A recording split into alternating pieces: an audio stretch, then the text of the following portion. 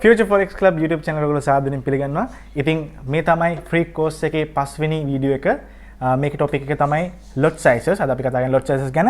ඔයගොල්ලෝ මේ channel එකට ආපු first time නම් අනිවාර්යයෙන්ම පළවෙනි වීඩියෝ එකේ ඉඳලා ගිහිල්ලා බලන්න. එතකොට ඔයගොල්ලන්ට forex trading මුලින් ඉඳලා ඔක්කොම ඉගෙන ගන්න පුළුවන්. එහෙනම් අද අපි වීඩියෝ එකට ගිහිල්ලා බලමු.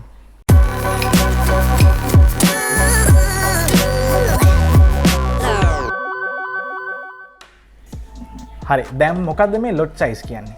lot sizes කියන්නේ ඇවිල්ලා අපිට අර ඔයගොල්ලෝ දන්නවා ඇති binary options වල වගේ අපිට ඩොලර් 10ක වගේ bet එකක් අල්ලලා ඒක ඇවිල්ලා යම් කිසි කාල ප්‍රමාණයකදී ඒක උඩද පහළද තියෙන්නේ කියලා එහෙම නැත්නම් ඒක buy එකක්ද sell එකක්ද කියලා අපිට මේක තීරණය කරලා එහෙම ලාභයක් උපයන එකක් නෙමෙයි. මේක ඇවිල්ලා අපි real market එකට invest කරනවා. invest කරලා යම් කිසි කාල ප්‍රමාණයකදී අපි ලාභයක් උපයා ගන්නවා. කන්සි පෙයා එකක් trade කරලා. එතකොට අපිට මාකට් එකට ගිහිල්ලා නිකන් 5ක් 10ක් ඉන්වෙස්ට් කරලා ඒකෙන් ලාභයක් උපයන්න බෑ. මේක අපි හැමතිස්සෙම අපි ගන්න ඕනේ හරියට නිකන් අපි කඩේකට ගියාම සීනි, හාල් ඒවා ගන්න කිලෝ වලින්, ඒ වගේම බීම බෝතලයක් ඒ වගේ ගන්න අපි මිලිලීටර් වලින්, ඒ වගේ මේකෙත් ඒකකයන් තියෙනවා අපිට ගන්න ඕන sizes. එතකොට මේ ඒකක වලට අපි කියන්නේ lot sizes කියලා. එතකොට අපි මේ lot sizes ගැන කතා කරද්දී lot sizes ප්‍රධාන වශයෙන් 4ක් තියෙනවා. අපි බලමු මොනවද මේ lot size 4 කියලා. ඉතින් පළවෙනි lot size එක තමයි standard lot.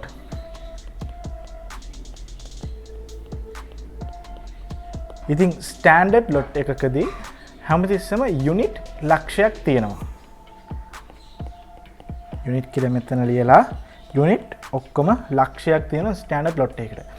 ඒ කිව්වොත් හරියටම අපි හිතමු දැන් මම පුංචි එක්සැම්පල් එකක් කරන ඔයගොල්ලෝ මේ කියලා දෙන්නම්. හරියටම කිව්වොත් අපි ගමු euro USD pair එක. euro USD pair එකේ දැන් යන අගේ අපි ගමු 1.123 කියලා. දැන් මෙතනදී ඔයගොල්ලෝ දන්න අර පළවෙනි වීඩියෝ එකේ කතා කරලා බේස් කරන්සි එකයි කෝඩ් කරන්සි එකයි වගේ ඔයාලා දන්නවා මෙතන euro එකක් ගන්න USD අපිට ඕනේ 1.123ක්. ඉතින් ඔයා මේක ඇවිල්ලා ස්ටෑන්ඩඩ් lot size එකක් ගන්නවා නම් මෙතනදී කියවෙන්නේ ඔයා යූරෝ ලක්ෂයක් ගන්නවා. ඒකට ඩොලර් වලින් 1,12,340ක් ගෙවනවා කියලා. මොකද ඒක ඇවිල්ලා ලක්ෂයෙන් ගුණ වුණාම. එතන මේක ස්ටෑන්ඩඩ් lot එක මේ euro USD pair එකේ ස්ටෑන්ඩඩ් lot එක price එක වෙන්නේ 1,12,340ක්. මොකද යූරෝ ලක්ෂයක් ගන්නවා ඇමරිකන් ඩොලර් 1,12,340ක් දෙන්න ඕනේ. එතකොට දෙවෙනි එක තමයි මිනි ලොට් එක.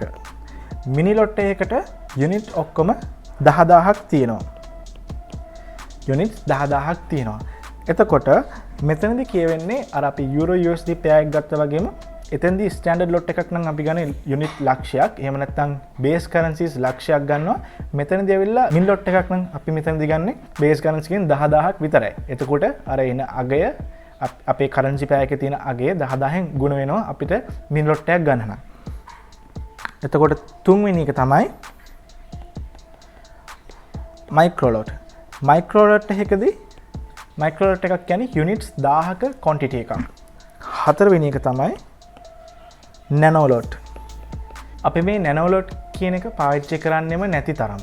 එතකොට අපි මෙතනදී අපි ගොඩක් වෙලාවට නැනෝ ලොට් කියන එක පාවිච්චි කරන්නේ නැහැ. අපි හැමතිස්සෙම ගොඩක් වෙලාවට අපි පාවිච්චි කරන්නේ ඇවිල්ලා ස්ටෑන්ඩඩ් ලොට් එකයි, මිනි ලොට් එකයි, මයික්‍රෝ ලොට් එකයි තමයි. එතකොට දැන් මේක අපි වොලියුම් එක වශයෙන් ගත්තොත් ඔයගොල්ලන්ට MT4 software එකේදී හරි මොකද ඔයගොල්ලෝ ට්‍රේඩ් එකක් දාන්න යද්දී වොලියුම් එක කියලා අපිට එන්ටර් කරන්න පෙන්නනවා. ඉතින් මෙන්න මේ වොලියුම් එක කියන තැනදී අපි ස්ටෑන්ඩඩ් ලොට් එකක් කියලා කියන්නේ හැමතිස්සෙම මම මෙතන ලියලා පෙන්නනවා ස්ටෑන්ඩඩ් ලොට් එකක් කියන්නේ එකක් 1.0. එතකොට මිනි ලොට් එකක් කියන්නේ 0.1. මයික්‍රෝ ලොට් එක වොලියුම් එක ඇවිල්ලා 0.01. මෙන්න මෙහෙම තමයි වොලියුම්ස් තුන හැදෙන්නේ. හරි. දැන් ඔයාට ස්ටෑන්ඩඩ් ලොට් එකක් බයි කරන්න ඩොලර් ලක්ෂයක් තියනවද? මිනි ලොට් එකක් බයි කරන්න ඩොලර් 10000ක් තියනවද? නැත්නම් මයික්‍රෝ ලොට් එකක් බයි කරන්න ඩොලර් 1000ක් තියනවද? හරි. ඉතින් අපි මේ ප්‍රශ්නේ විසඳගන්න ඊළඟ ටොපික් එකට යන්න. ඒක තමයි leverage. එහෙනම් ඊළඟ වීඩියෝ එකකින් හම්බ වෙමු.